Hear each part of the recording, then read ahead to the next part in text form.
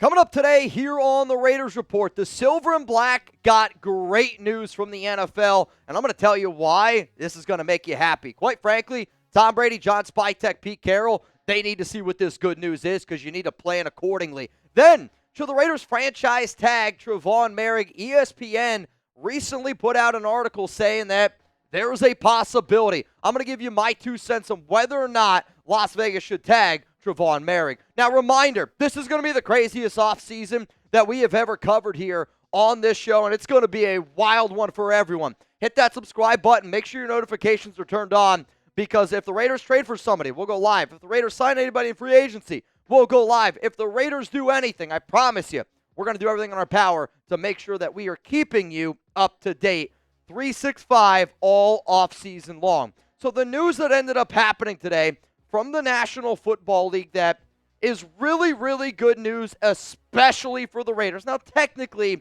it's good news for all 32 NFL teams, but specifically the Raiders, this is perfect flipping timing. So this tweet comes in from Brett Coleman, and he said this: the salary cap is going to explode again, and it's all because of this change in how Nielsen measures ratings. Starting this year, they are leaning into using data directly from smart TV manufacturers to measure viewing habits in addition to the traditional at-home panel method. I know, we'll get there. This means NFL ratings, in particular from Sunday Ticket on YouTube, are going to be more accurately measured. And that number is going to be way bigger than you think because of just how many Gen Z and millennials consume football on streaming services. More accurate ratings mean the league's next broadcast rights negotiation, 2028-2029. John Spytek's got a 5-year, Pete Carroll 4th-year option. We'll get to it. It's going to be way more expensive, which ultimately means massive jumps in the salary cap. If I'm a GM, that means next year or maybe even this year, I can sign some truly outrageously backloaded deals with a ton of funny money that all slams home in 2030 and not even care about the math. So coming up here, and I know that there was a lot to digest in that tweet. However, if you're a Raiders fan and you read that tweet and you don't go 6 to midnight and don't think that that's great news, I'm going to break it down why it is, because every single offseason, you got to plan accordingly. And we always talk about salary cap. We always talk about the draft. But one of the most important things about being a great leader, whether that's a GM, a head coach, a guy like Tom Brady, they always say you got to have a 5-year plan. When the Raiders signed John Spytek, they put him on a 5-year plan. When the Raiders went out and hired Pete Carroll, it's a 3 to 4 year type of window. And when you look at that window, this lines up perfectly for the Raiders. So here's the first reason why it's great. This is going to be a team that's aggressive. How many times have we heard this offseason how aggressive the Raiders are going to be? I mean, I hear it all the time. And when you have the amount of money that they have, they are going to be aggressive. So the fact that you can be aggressive this year, and as that tweet said, you can backload contracts, right? You can add void years. You can add some ridiculous funny money. Think about it like this. When the Raiders went out and they had Devontae Adams, it was 5 years, 140, and it was a little bit of money in the first 3, lot of money on that back end. Because the NFL is projecting salary cap to go up, because the media is about to go up, because they're about to get paid, you could put a lot of that funny money back in 4 years from now, and it might not be crazy money in 4 to 5 years because of the TV deals that the Raiders, that all these NFL teams are going to get. So for an organization that knows it has to be aggressive this offseason, this is perfect timing because it can pay off in the long run. So how aggressive will the Raiders be this offseason? This is going to be the pinned comment on today's show. You're about to get hit with a YouTube ad break. While the ad is playing, I want you to scroll on down and give me your answer. Scale it from 1 to 10. 1, not aggressive at all. Tail between the legs. 10, they're going balls to the wall, man. To the window, to the wall, to the sweat drop down Pete Carroll's balls. That's how aggressive the Raiders are going to be this offseason. It's a 10. And it's a 10 because Pete's going to be 74. I don't know if y'all know that. And this is going to be a team that doesn't have time to wait around. Because this is a win-now flipping mentality, and because of all that backloaded deals, the Raiders are going to be throwing out some crazy contracts this offseason. Let's go to the next reason of why it's great for Las Vegas. The Raiders have a lot of contract extensions and restructures that they could potentially do. Think about how often we've talked about Max Crosby's contract extension, Colton Miller's contract extension, Jacoby Myers' contract extension restructure.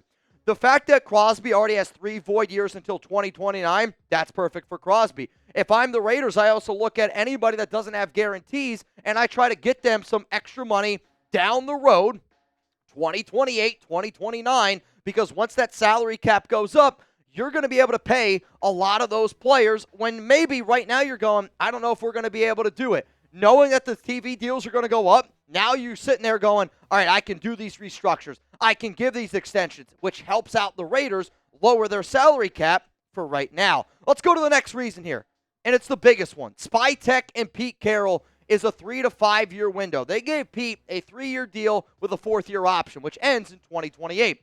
They gave Spytek a 5-year deal, which ends in 2029. If you already know that, here's the thing. The Raiders aren't going to fire Pete. They're not going to move on from a head coach. They are going to let Pete Carroll run this ship for 3 years, no matter what, and then they'll give him that 4th-year option. If you know no matter what that your head coach and GM is in this window and that everybody is staying put for 3 to 5 years and you can look at that projection, this is your time to go out there and be aggressive. All of those reasons is why the news at the NFL media is going to go up in 2020, or is going to go up every year, but specifically when that next contract comes out in 2028, 2029, for the Raiders, you hearing that today, you knowing that information means that you can start planning now for the next 5 years. That's your 5-year plan, Pete. That's your 5-year plan, John Spytek. Coming up next here on the show, could the Raiders franchise tag Tre'von Moehrig? This was talked about in an ESPN article, and I'm going to break it down here in just a moment. Before I do, huge shout-out to our sponsor, Prize Picks. I don't know about y'all. I kind of miss being able to use Prize Picks for football games, but you know what?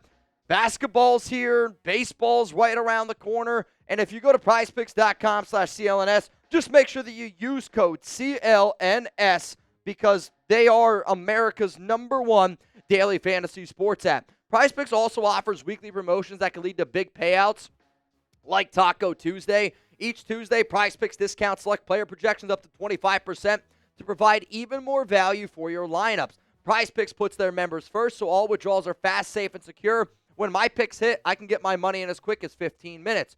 Download the app today. Use code CLNS to get $50 instantly when you play your first $5 lineup. Sign up today and get $50 instantly when you play $5. You don't even need to win to receive the $50 bonus. It's guaranteed. Download the app today. Use code CLNS to get $50 instantly. Now, I'll be real.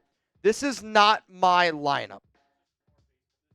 But this is a Chat Sports baseball, more or less on Prize Picks for the season if you want to go with it. So I actually like to do this once football gets rolling out. You can go more or less like season-long lookouts.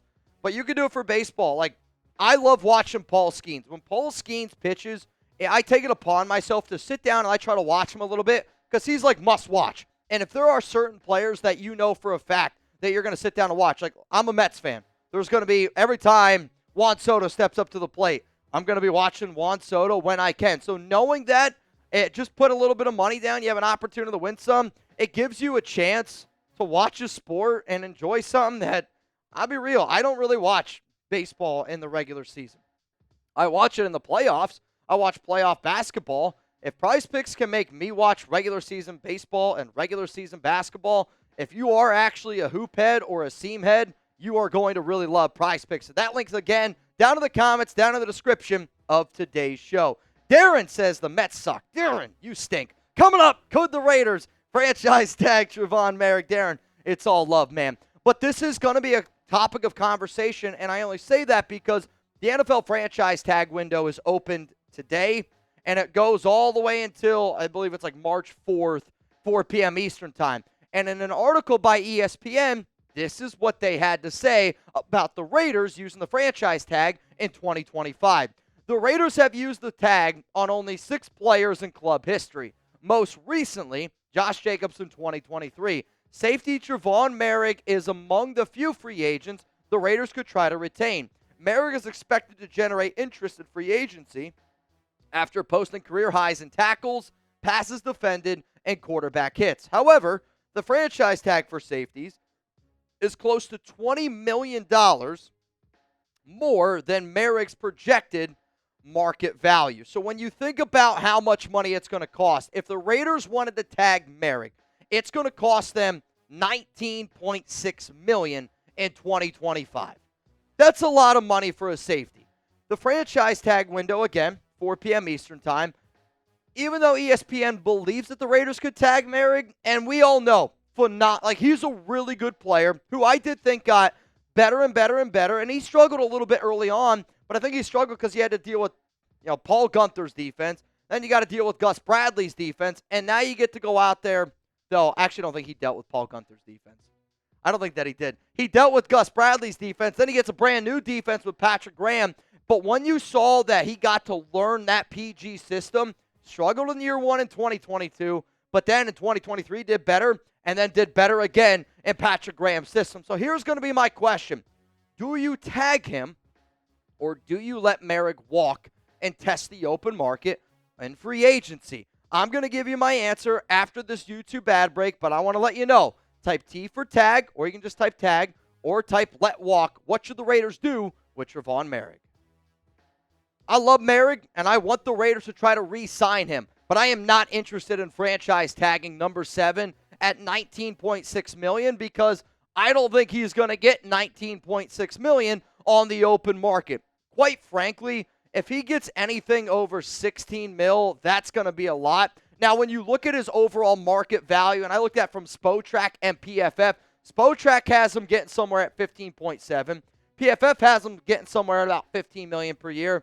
The numbers I projected before I looked at Spotrac and PFF, I thought he was going to be somewhere around 12 to 15 mil. And that apparently is a little bit too low. My point is overspending, and I get it. It's 1 year. Franchise tag, 1 year Moehrig. I'm just not going to do it because you're going to be able to get Moehrig on a cheaper, discounted per year price. And also at the age that he is, he's a young safety. I'm trying to bring in Moehrig for the long haul. Like if I make this deal, I want to try to bring Moehrig for 3-4 years. You put him in there with, Pete Carroll, the longevity. You also have him tied in with John Spytek. He is a good player. But at $19.6 million on a franchise tag, I'm just simply not interested in that. Now, again, we do a bunch of different shit on this show all the time, and I appreciate everyone for always tuning in. But I mean this. I need y'all to show up February 20th, 3 p.m. Eastern Time. It's my birthday. I'm turning 32 years old. My dad's going to be here in the building. He's going to be ready to party with the nation. So if you like Thursday happy hour type shows, I need you to tune in. And I need you to be ready to get a little bit wet and wild with my dad. He's not going to take 10 fireball shots again, though we are going to have a good time. Make sure you're subscribed. Make sure you're tuned in. Tre'von Moehrig, I'm not franchise tagging him. And about the news with the deals going up, really, really good news here for the Las Vegas Raiders. And in the offseason, that they're going to be hella aggressive.